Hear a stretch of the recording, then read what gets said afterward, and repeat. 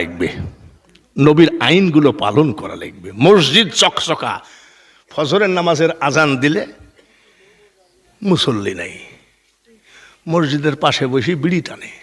তুমি কিরে, মসজিদের পাশে বাড়ি আর বিড়ি টানছি, জালনা দিয়ে যে বিড়ির ধোঁয়া মসজিদে ঢুকতেছে। বেয়াদব কয় কি জানেন, আমার বাড়ির সামনে মসজিদ করল কেন? সামার না খালি আমি, তুই নামাজ পড়তে যাইস না কেন? বলে দেখো না হাঁটুর গিরা ফাটা। ফাটলো কেমনে? বলে সাইকেল থেকে পড়ে ফেটে গেছে।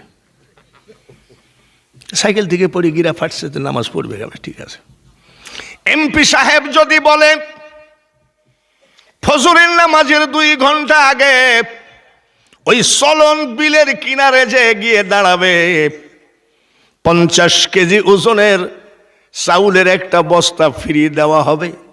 খোদার